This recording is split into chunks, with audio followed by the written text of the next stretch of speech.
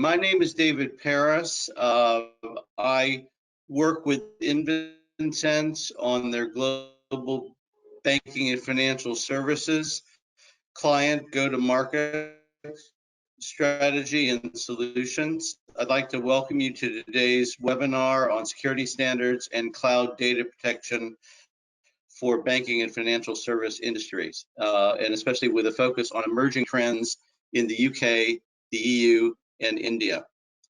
Thank you, first of all, for joining us today. We have a very interesting panel discussion lined up with three esteemed panelists. I'll be your moderator for the day. The first thing that I will do is I will walk you quickly through the agenda, and then I'll introduce the panelists, and then we'll go to the questions to the individual panelists themselves. In terms of the agenda, I will provide a little bit of context, background as to the focus of the discussion today. Then we'll have the first question, which is on the concept of the need for management focus and implied by GDPR and similar data standards between data controllers and data processors. The next topic for discussion will then be cloud data and security standards in the EU and the UK and key trends and influences for establishing them.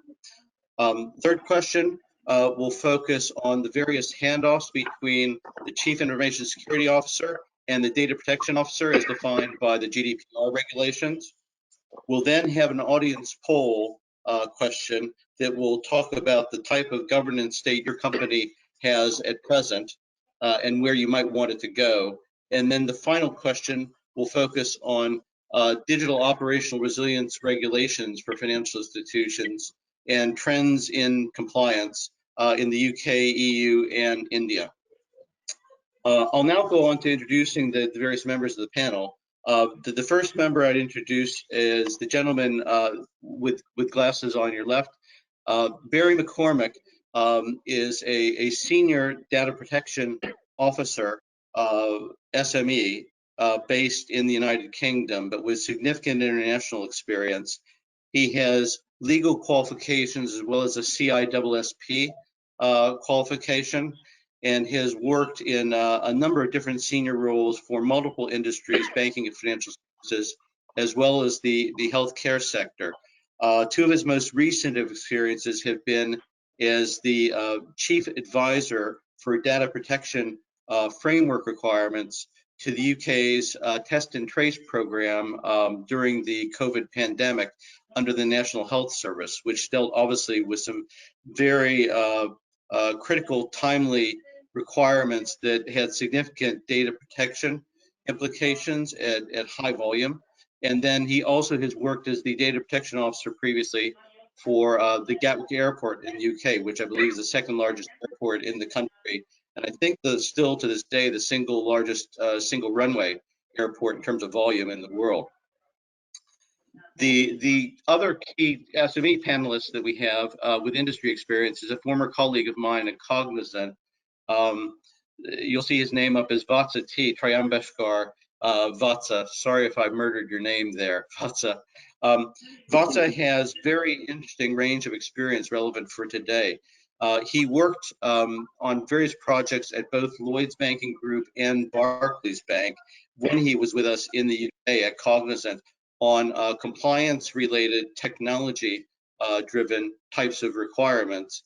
Subsequently relocated back to India, where he worked in a senior role in Reserve Bank of India's IT area, and is now head of enterprise architecture for the third largest privately owned bank in India, Axis Bank. The third panelist is the CEO of Infopercept, JD Puparelia, and you'll have more time to listen to JD and hear about his qualifications and background. He has 15 to 20 years of experience in the technology industry, working at network levels. Infopercept, being a cybersecurity MSSP, has some very rich experience that you'll see the product of, especially the last 10 to 15 minutes of today's discussion.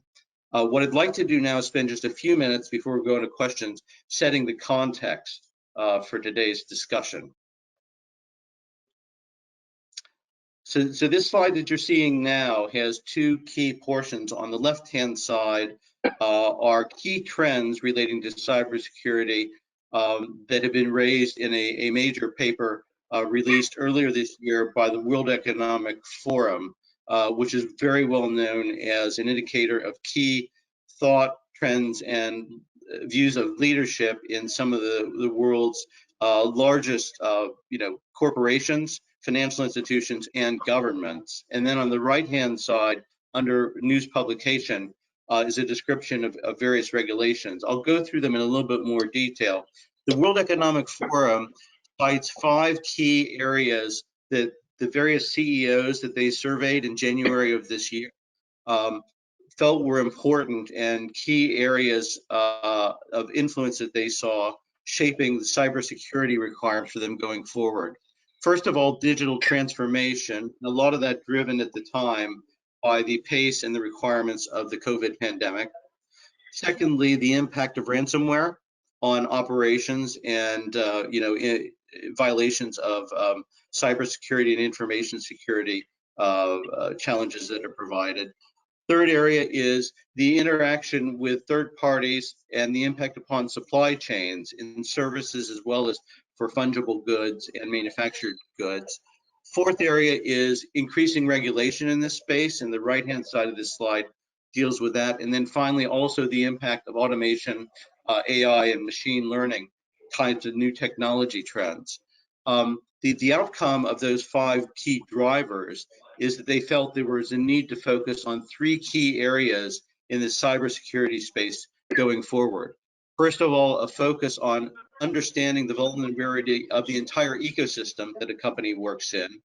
Secondly, looking at a focus on building resilience overall, and that resilience is required to be built not just within a company, but with that wider ecosystem, including your vendor so that you work with. And then finally, building the support for trust and transparency within that ecosystem as well, not just within your own company, but including with the vendors and clients that you work with. On the right-hand side, and I won't go through this in extreme detail, but this talks about especially the trend towards digital operational resiliency being an increasing area of focus for financial service institutions, certainly in the West. And Vatsa will talk a little bit later about how it's also impacting going forward financial institutions in India, given his experience.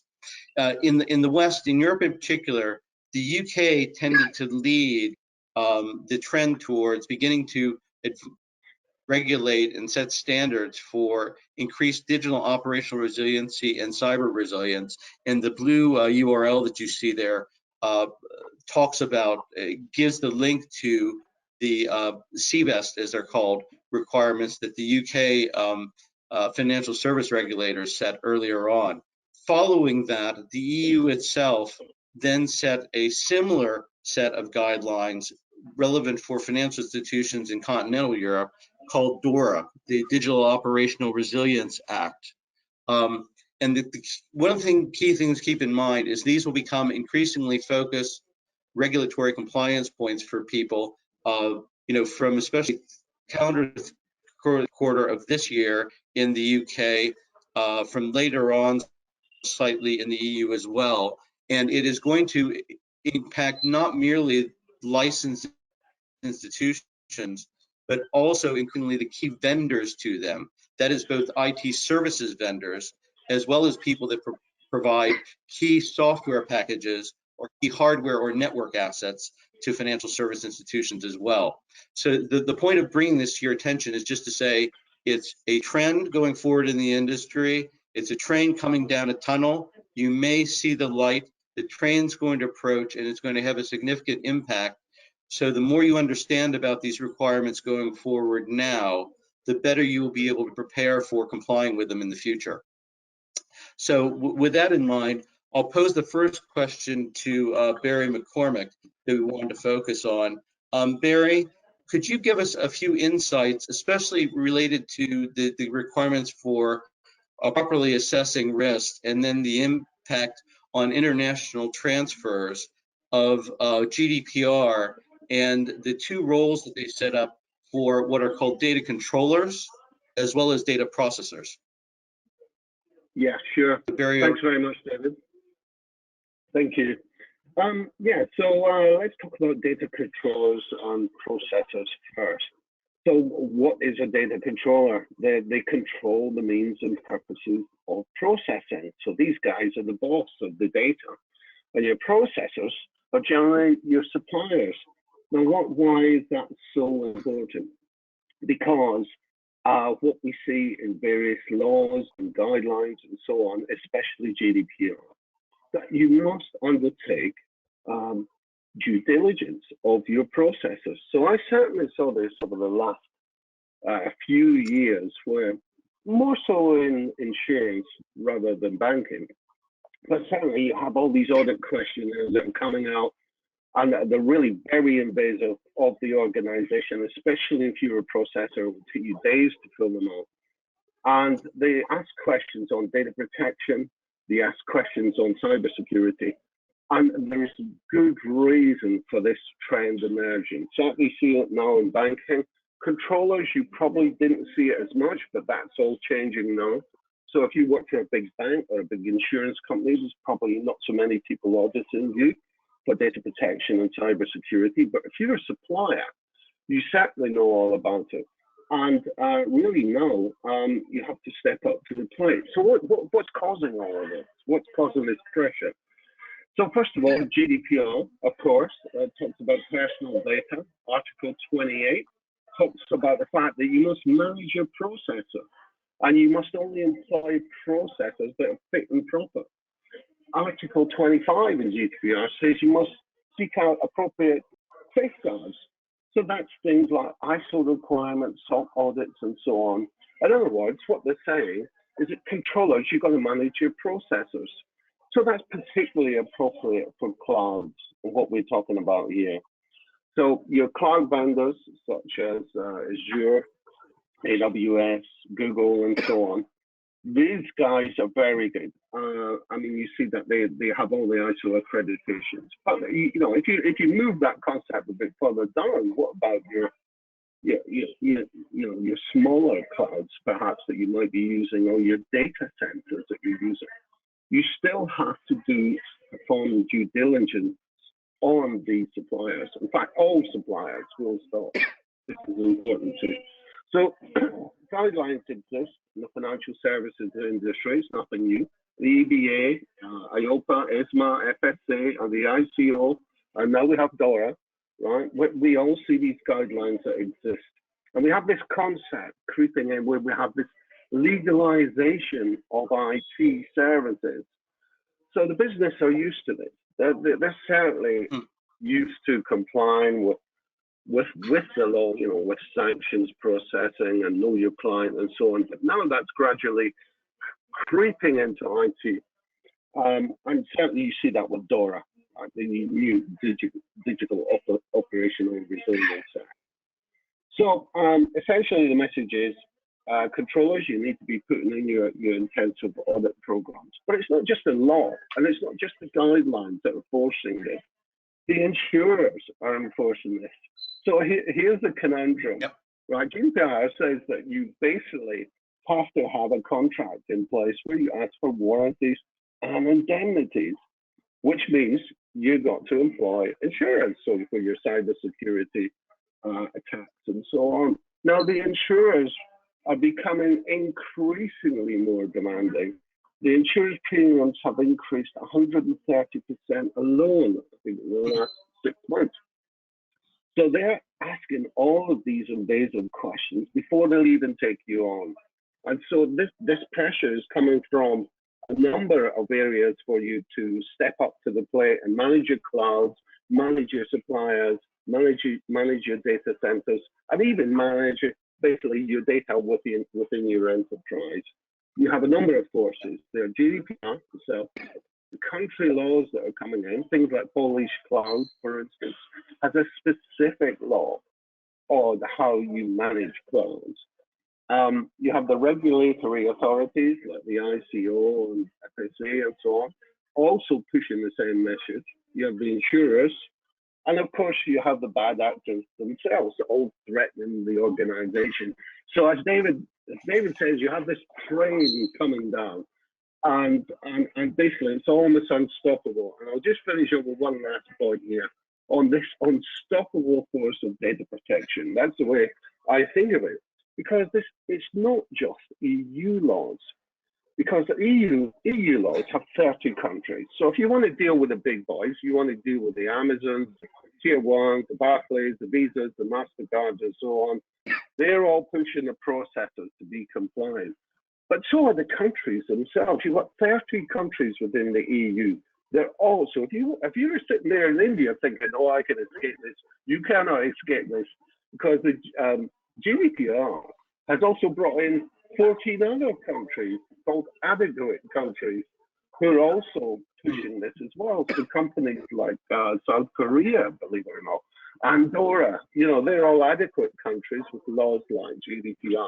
So you have this gang of people all pushing laws on people like India, which says you must step up to the plate with data protection. One last point, criminal penalties are now being discussed with DORA. Criminal penalties have been mooted in the past for directors and managers. So if you don't, and you don't step up to the plate and knowingly do something, you could be personally liable. Yeah. Okay, great. That was very, very helpful, Barry. Thanks for kicking it off. JD, just a quick question to you on, your viewpoint on how best practice can help address, the ability of controllers to monitor compliance by data processors. Perfect. I think very well covered by Barry, all in terms of the data controls, data processors, and everybody playing the role, the different cloud providers, the banking, the insurance. So it's always a chain where you'll have a data owner, data controller, and somebody processing it, that is the data processors. A major challenge for the data controllers in terms of doing the overall assessments of the data processor is where the major focus that is required and the best practices that needs to be done is all in terms of doing the third-party risk assessments. Major challenge with the processors would be in terms of doing the right awareness where they are doing the processing of data, the regular trainings that are required in terms of the awareness and bringing in the understanding that how this PII data is very critical. Then working on the role-based access controls, the technical controls that needs to be applied so that they don't have more access to the systems at the controller, so that there are less of the different kinds of attacks as well as the insider threats. And then finally, whenever there is a recruitments that are happening on the processor side, there has to be a good process in terms of the background verification. And for all of this, what I feel is management needs to focus on the right strategy of how to do the right governance, and which requires certain budgets and the man hours to be spent from the team so that they are able to comply and have the right controls in place. Great, thank you. That's good. That's very useful. And just one quick point from me. Also, Barry had raised this earlier. Today's session is being recorded. So from a DPO compliance perspective, Barry, hopefully we've covered that off in terms of advising the participants today. Fatsa, now over to you. The next question for you kind of will leverage both your experience working in the UK for a couple of the UK banks, as well as doing some work in Europe, and then obviously since you've gone back to India as well. It talks about the key cloud data protection and security standards with regard to the EU and UK, and as you want to bring it in, your experience back in India as well, and then the key market influences for establishing and safeguarding those standards. Right. So thanks, David. So see, I mean, probably I'll take a step back. I just want to focus on the landscape first. I mean, so when we are talking about bank players, third parties, I think there is a regulator who is also impacted here. I mean, because they need to gear up to drive all these regulations. There is a bank which currently, I mean, we think bank is a composable unit. It's no longer a composable unit.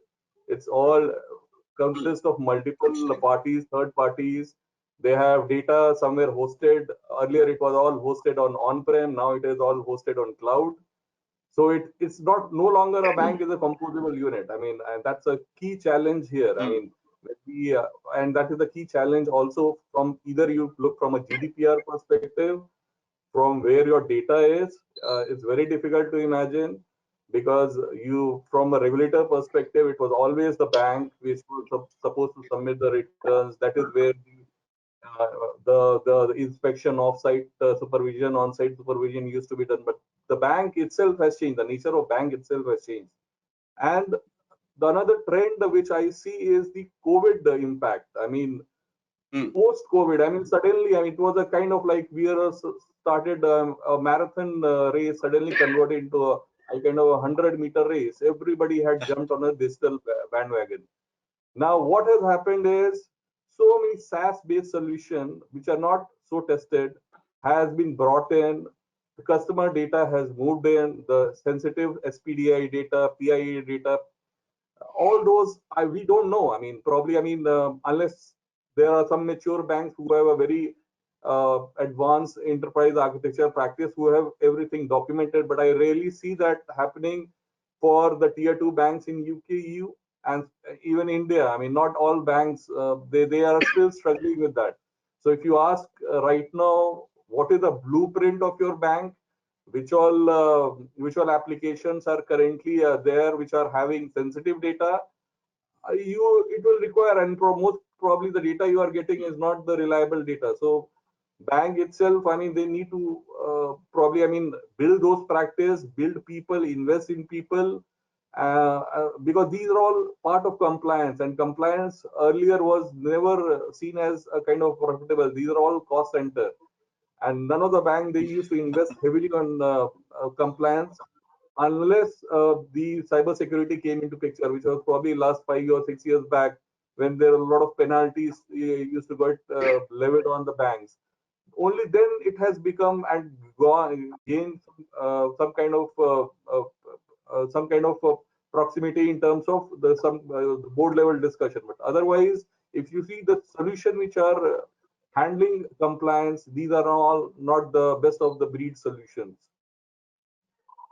Thirdly, I mean, even when I talk about regulator, I mean, who are these regulator? I mean, these are not IT people. So today we are talking about cloud security. We are talking about some kind of regular inspection and making sure third party, somebody who can go and probably check on your cloud where the data is, whether it's sensitive data. Probably, I mean, if there is an algorithm, break down the algorithm. It requires skill. And I'm sure, I mean, most of the central bank lack on that. They have not invested on that. One such experiment which RBI, the Indian Central Bank, did is they created a captive center. And I have seen, I mean, this has helped in probably the way they have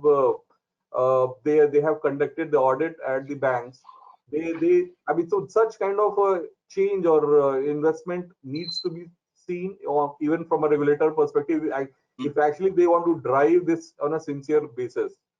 And lastly, I mean, see, I mean, on India perspective, because I think that is another area. See, India data protection, there's a Sri Krishna Commission which came into the picture, but still it is at a bill stage. It has not converted into act. I don't know when it will be done, because there is a lot of political implication to it. And in India, I mean, that is the primary driver of most of the change. But then what good thing which the central bank has done, they are moving with time. So now if I see DORA, which is planned to be implemented by 2022 in UK, on a very similar line. I mean, I read on probably in the last 3-4 months back, RBI has launched a similar master directive, which is very similar to what DORA is aiming. It is to bring the resilience, because ultimately for a regulator, the most important thing is to ensure that the confidence of the people on the market is there. The banking system itself, people should have confidence, and that is what, as a supervisory role of a central bank, they need to establish it. So they are doing it best. I think India will take a lot of time compared to EU and UK, which have probably now brought it in an act and they are taking it more seriously, which ideally it should be the case. So I think there are the two worlds there, but I'm sure with the good work we'll catch up here also. So I'll Great. end my. That was really useful, and especially your early focus on how banks are no longer single, coherent, composable entities, but much more federated, and the implications that brings to kind of data security, data protection, and cybersecurity going forward. So JD, real quickly, kind of your viewpoint on this topic of EU and UK data protection. So I think, again, very well covered by Vasta as well. But just to add, what I feel is like there are regulations. Regulators are bringing in different regulations as well. But the way the landscape is seen now, the way explained by Vasta, the bank has their own data center. Then there is a public cloud which is being utilized, and then finally the SaaS application. So for this, with all the different controls that are described, whether by the regulators or by different the ISO families or even new initiatives like the Cloud Security Alliance, some frameworks from NIST, all of this requires so much of deep level of understanding to assess the different environment and bring in the right controls and effectiveness. So that's a challenge currently. But as rightly pointed, with all the good initiatives and all, the world should be able to catch up. So that's where we all need to put in efforts to make it happen. But yes, currently there are challenges, all in terms of the compliance required, the controls to be implemented. So that's getting a little difficult as well. Okay, great, good, thanks. And just for everybody to know, I realize I introduced JD, Vatsa, and Barry. Didn't really introduce myself. Aside from the role that I have with Infopercept, the reason I have that role is I've worked for 35 plus years in banking and financial services in the United States, Asia, and Europe. I've been in Europe for the last 20 years, trained originally as a commercial banker, but have worked for capital markets related firms as well. And the last several roles that I've had have been working for major IT services organizations and product companies, IBM, HCL, and then Cognizant as well, where I had both product solutioning as well as advisory types of roles. So that's how I know a little bit about the industry and the topic today. Barry, we'll go to you very briefly for the next question, talking about key interactions and handoffs between the CISO, which is not a legal role per se and has existed in various forms for some times, and then the regulatory defined role of a data protection officer per the UK and EU standards. And then, as you mentioned, the other countries that have subscribed to GDPR also. Yeah. So basically the DPO role is embedded in GDPR, and there's guidelines by the Working Party 29, which advise the GDPR committees on what DPO actually does. But one particularly key to this discussion here is that he should be thinking about risk assessments. Now, where would you find the risk assessments that the data protection officer needs to make on things like clouds and so on? Well, my very favorite is the Polish cloud one.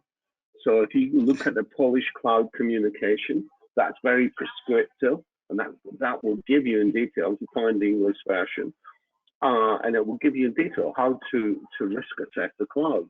But guidelines do exist. If I'm a DPO and I'm basically an insurance company, I can look at the IOPA guidelines, or if I'm in banking, I can look at ESMA or EBH or the FSA ICO as well. Also have guidelines on how to risk assess your cloud on your suppliers. So I think that's an important role. And one last thing to say about the DPO, he has lots of different types of risk assessments to do. So for instance, if he goes out with the European Union or the adequate countries list, he has to do a country risk assessment. So the United States, for instance, they have to do a transfer risk assessment, which is totally different. And that's a guideline produced by the ICO. Totally different to what we're talking about here in terms of assessing your cloud. So in essence, a DPO's role is providing independent oversight and being a point of contact for the regulator, and then be an advisor for the controller, and particularly involved in deep dives like data protection and impact assessments, as well as data subject rights and so on. Whereas the CISO is more about how we're going to protect that enterprise and what tools we're going to use and so on. So that's as far as I'd like to go with that question, David. Otherwise, we'll go into a lot of time on that.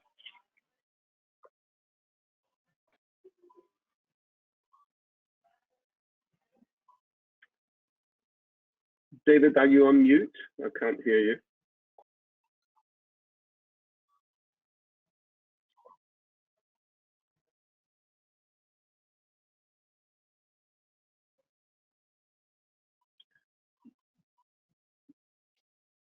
David, you are there? David, are you on mute? I didn't hear you.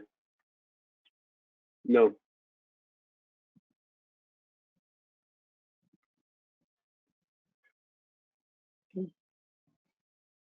Perhaps we can introduce the next question if we can't hear David. JD, do you have the agenda there? Do you want? Great. Oh, Yeah. okay, that's fine. I think that's kind of good because we're running a little bit behind schedule. So, Jaydeep and Sham, I think we're now ready for the audience poll. And Sham, if you could advise the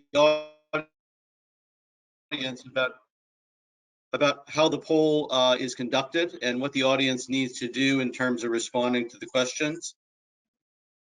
Yes.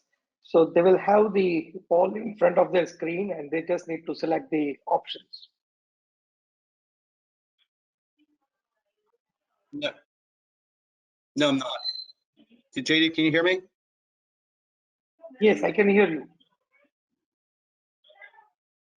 David, so the Okay, poll is already there in the. Yeah, what are you looking for? Can you know? Wait on a second. Okay,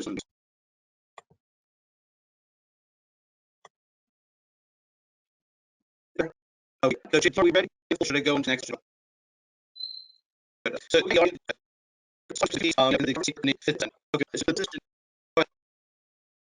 Okay, so participate in the poll. Pick only one, I believe, of these four options, and it talks about the relative roles of the DPO and the CISO and whether or not they exist in your company at present.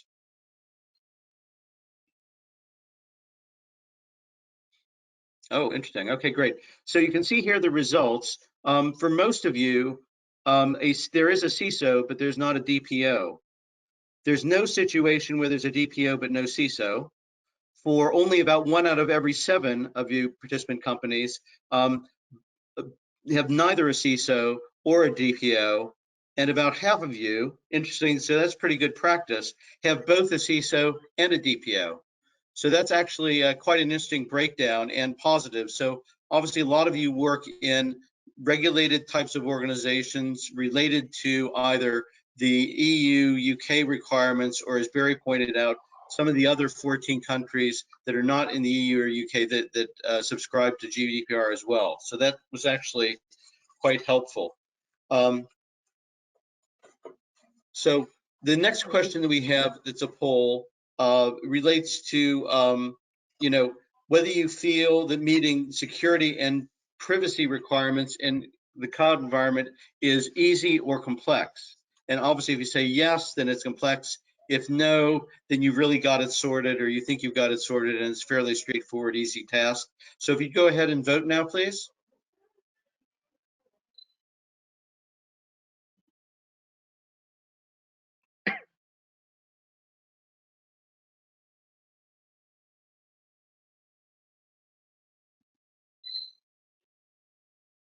Great. And then the results I think we'll have up shortly on this question as well. Okay, fine. So 4 out of 5 of you feel that it is complex to meet security and privacy requirements in cloud environments. But interestingly, 1 out of 5 of you think it's fairly straightforward and a task to do and easy, which we may want to kind of get some of your insights on that later if you want to share them. So we'll go on now to the last formal question of today's discussion, and that's for Vatsa. Which will talk about, Vatsa, would you please tell us a little bit, and you've alluded to this to a certain extent earlier, but if you can go into a bit more detail about trends in India, the EU, and the UK with regard to digital operational resilience, regulations applicable to financial institutions, as well as I noted, longer run, the kinds of services, providers, and other key infrastructure vendors to them. Right. So I'll probably start with a report which was published by there's a body called CERT-In, which is a watchdog in India for any cybersecurity incident. Now, what they tell us is the key time to identify a data breach in India was 239 days. Now, if you look at DORA, what it mandates is incident reporting should be done in 30 days. Now, if imagine, I mean, tomorrow, if you have to breach that gap, 239 to 30 days, I mean, what kind of work needs to be done on the bank side to ensure that I mean, you have the right tools and mechanism to capture data. You have the people who understand this area and who are the people who can probably report it on a very regular basis. So what on India, see on what RBI has done, I think, and they have been little pioneer on this, on the incident reporting part. So what they have done is they have created a cyber security information technology examination, CSIT department as part of their supervision department. And what it does is they mandate banks to report any kind of cyber security incident. So they have a portal where banks have to submit any cyber security breach within a certain certain amount of time. But then practicality, whether it is being done, that is the question, and that is where, I mean, this certain report is a very good eye opener. I mean, 239 days. So for me, it was a very important number. And the other thing is, see, I mean, I talked about this master directive. So normally, my experience with the central bank is, at least, I mean, the Indian central bank, it's very much aware of what is happening across the other central banks, especially the Bank of England, the MAS in Singapore, the Federal Reserve in US. So they ensure that, I mean, if there are best practices there, they are getting implemented at least with the minimum delay which is happening. So that is where the master directive has already come out. I'm sure there will be policy discussion which will be happening, and very soon it will either become some kind of a directive which banks have to comply. I have seen as part of their vision, RBI has already started investing on RegTech and SubTech kind of a solution, which is where people, rather than, I mean, people going and doing the investigation, now should be more technology driven. So, and already a lot of hackathon has happened by one segment of the central bank, and they are driving hackathon, best of ideas, innovation. So those are the good parts. So which are happening. I'm sure in UK we already covered on DORA and the GDPR part. I'm sure these will be a game changer. There will be a big impact on the cloud and the third-party service provider because those were not scrutinized so well, as to say, because so far, I mean, the data was only taken from the bank for their own system. If it is a SaaS-based solution, where it is software as a service, or a solution hosted on cloud, I think the due diligence was less and minimal. It would rely on what the controller in that case would be providing. But kind of fine which is levied as part of both GDPR and DORA, I think the 2% or the 4% of the entire revenue, I think that is huge, and I'm sure, I mean, it will make the entire third-party space more ethical and transparent, which is required. So I see. I Mhm. mean, these are much needed, and that is where I think the regulators are driving it. And the Okay, adoption part is we have to see. Yeah. So I'll probably rest great, on great. that. And thank you for that. That was very helpful. And just real quickly for the audience, um, two key aspects of both the CBEST regulations in the UK and DORA for the EU are, first of all, a threat intelligence assessment that has to be done that basically is almost like a static assessment of what would be the key threats that might be posed to your regulated organization or its suppliers, and identifying who the possible actors might be, what kind of threats they might pose, which of your areas might be most exposed. And then based upon that, there needs to be an attack simulation that is run against your assets in some fashion. The output from that simulation exercise then has to be taken on board, assessed, analyzed to determine how exposed you might be to that initial threat assessment. And then the regulators themselves obviously will get at least a cut down copy of that attack simulation outcome report.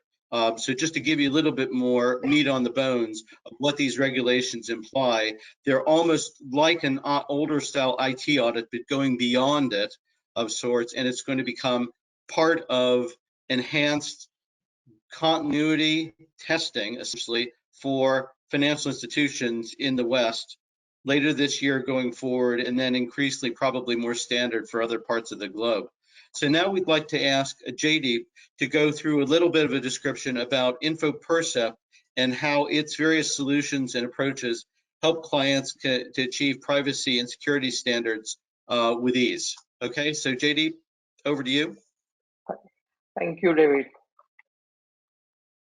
From my side, what I'm going to cover today from Infopercept, like as Infopercept, we have been into cybersecurity since 2014 now, and there are various solutions and integrations that we have built. The major focus that I'll bring will be on the compliance platform, which we call it as InvenSense GSOS. And the focus would be like with all these different compliances, which is the GDPR, the India-based regulations, CBEST, DORA. A lot of requirements are there, a lot of complexity is there, and how we can help with the GSOS platform to make it simple and achievable. So that's something that I'm going to touch upon. Majorly, what we believe is compliance was necessary always, but now what everybody feels with different kinds of critical breaches that are happening.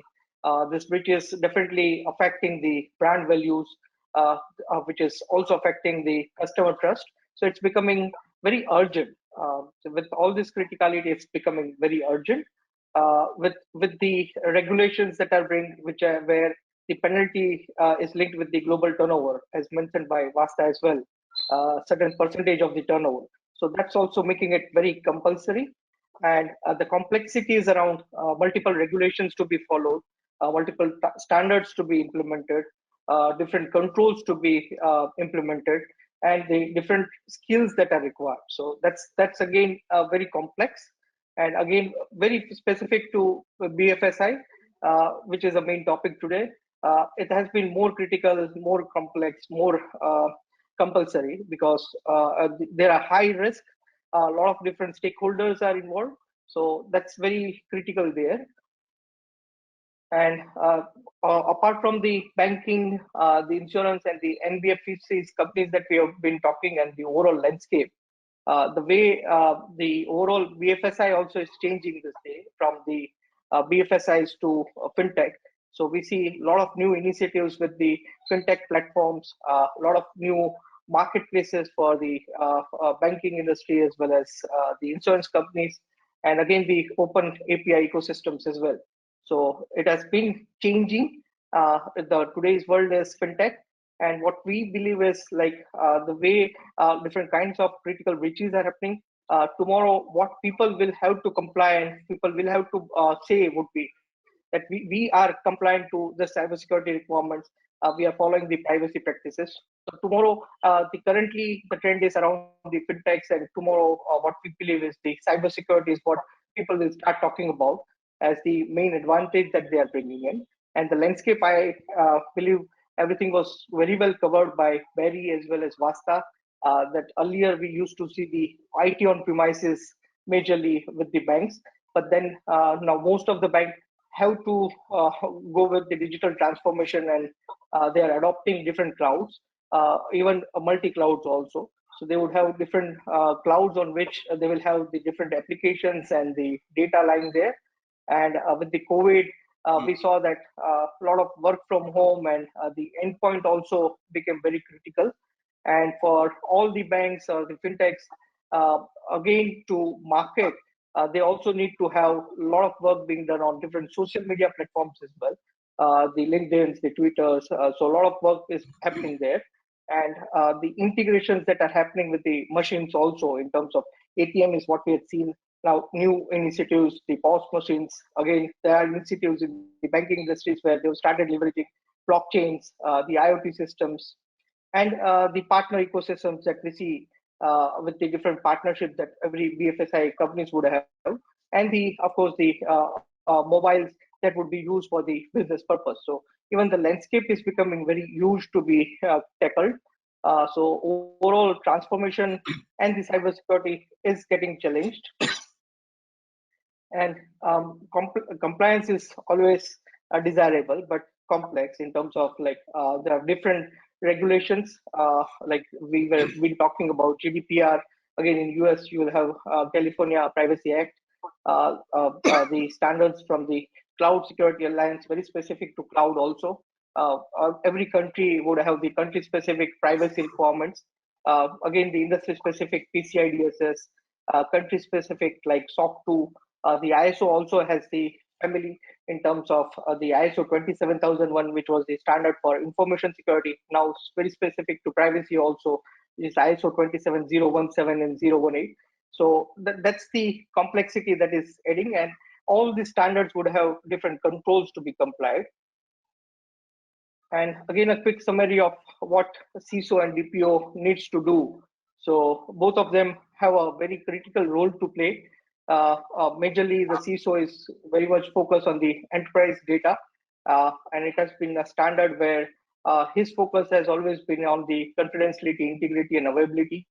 And for him, security by design is a challenge where for each of the security initiative, to bring in security left is going to be a challenge, and different standards and compliance to be followed. Same way for the DPO, for him, the critical part is the privacy impact assessment and privacy by design for overall PII data. And again, the same different controls, different standards to be followed.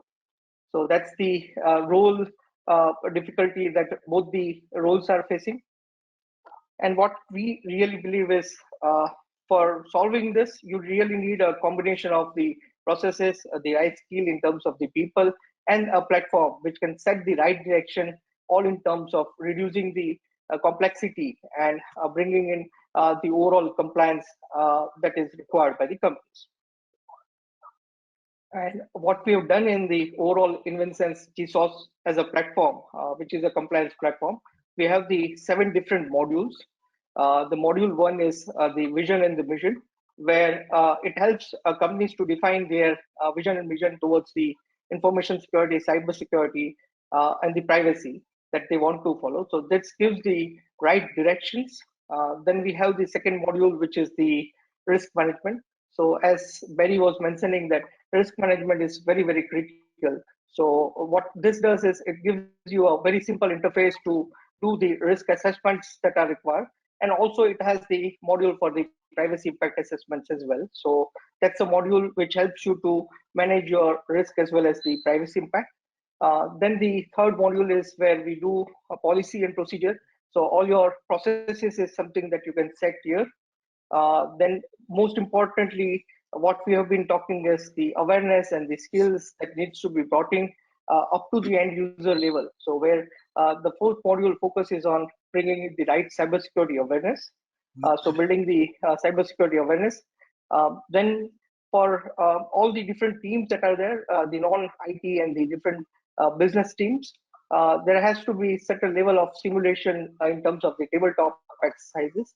So we have a module which allows to do the tabletop exercises for various different simulated incidents.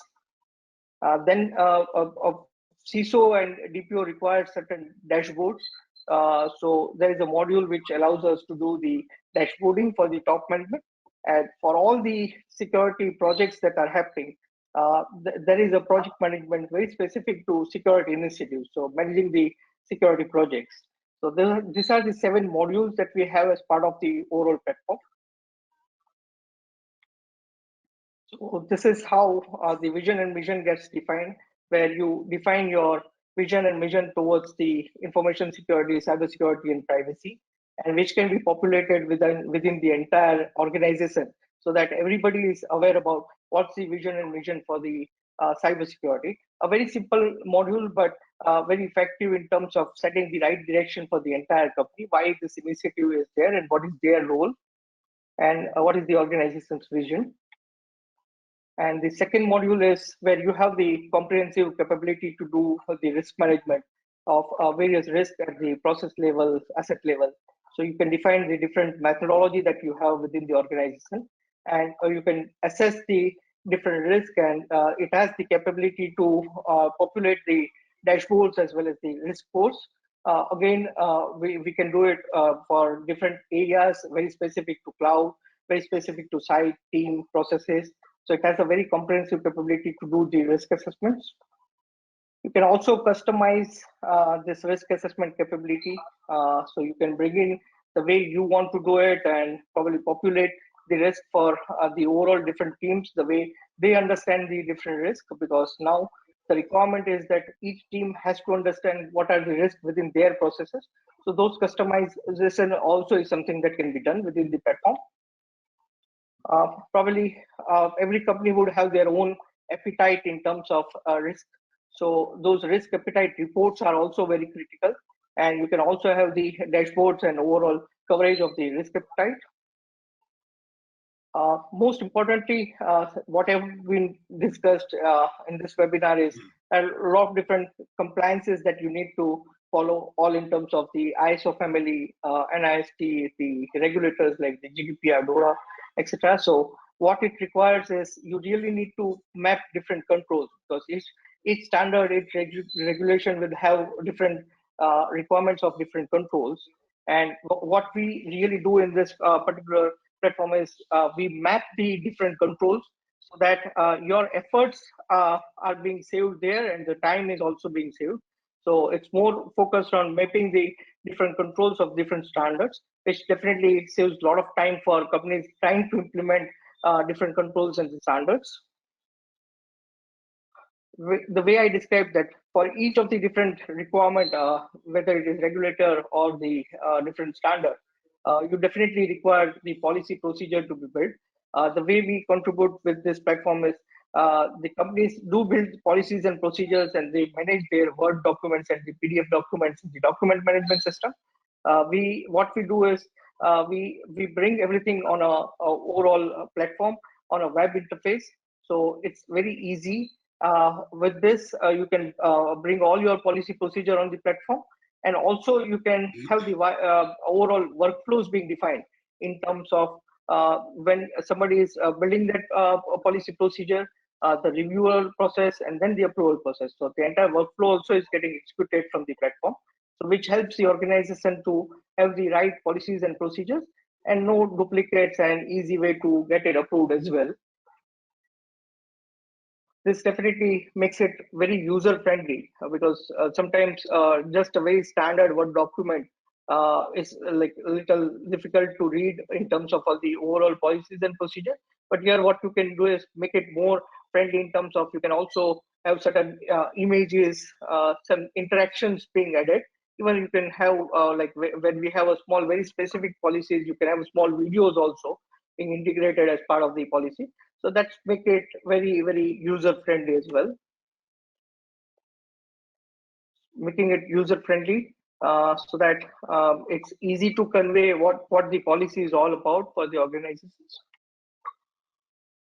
And most importantly, the cybersecurity awareness is something which is very critical. And what we believe is everybody needs to participate in the overall cybersecurity organization, where cybersecurity awareness is something where you need a different level of different approaches to reach to each and every end user's mind.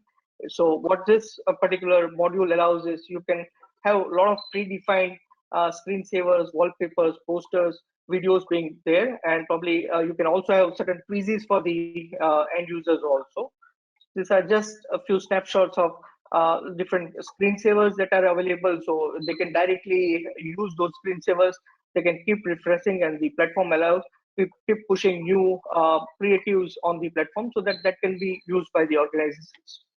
Again, the wallpapers, posters that can be done physical as well, and then videos. So most importantly, this will be 3 to 5 minutes videos that would be there on a various topic, and we keep updating as well.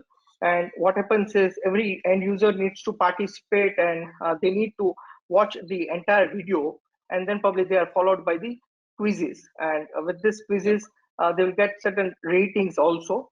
So it becomes like where they learn and then they answer also. So they participate and they understand the concepts as well. Then the fifth module is focused on the different tabletop exercises that we can do, wherein the different teams like the finance, marketing, sales, just as an example, the different teams can come together and there would be different tabletop exercise scenarios that would be there. And the team needs to understand the scenario, work on the scenario from their side as a team.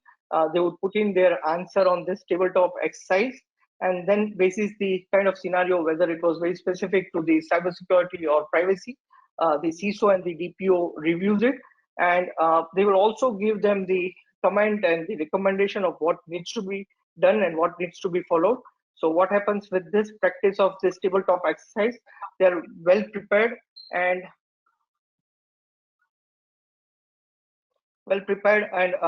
they avoid the situation, the panic situation in the real incidences. So that's how the overall module helps in preparations. Mhm. So that's about the tabletop exercise. And again, with all the research, we keep updating different tabletop exercises also, very specific to cybersecurity and privacy both. And the module that which I discussed, that there would be a lot of different controls, controls and the different technologies that we implement and different kinds of reports that are getting generated. But then finally, what the CISO and the boardroom requires is a complete Eagles view, which is a CISO dashboard. So this module allows you to customize various dashboards so that the boardroom and the CISO and the DPOs can view and also can be populated with the top management as well.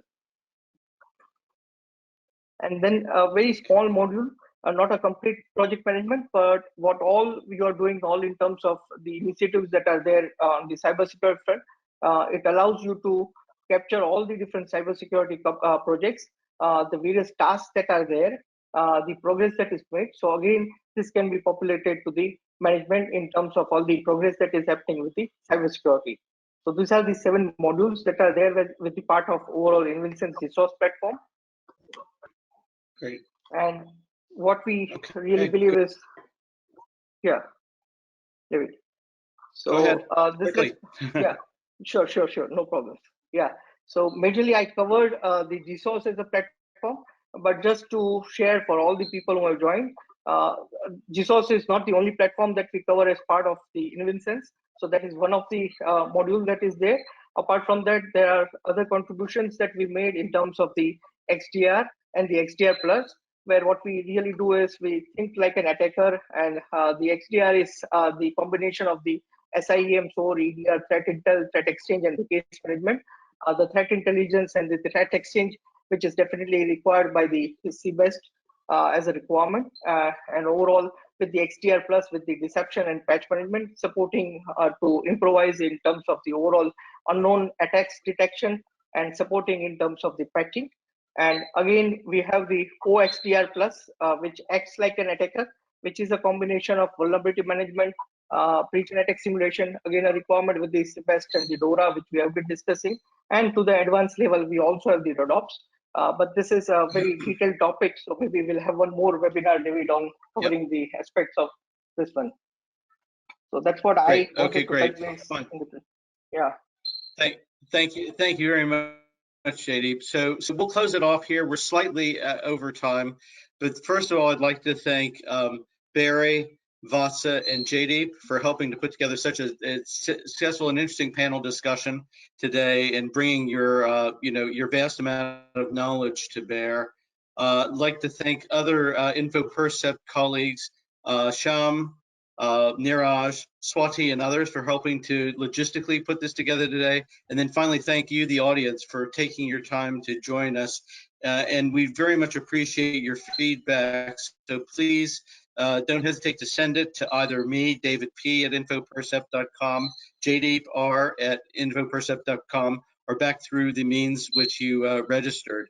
And again, thank you again for your attention today. We look forward to welcoming you to another webinar in the near future. Goodbye. Thank you, David, for moderating it. Thank you, Vasta, Barry, for joining in the panel. Thank you for the audience as well. Yep. Look forward to explore how we can help you. each other. Thank you. Yep. Take care. Okay.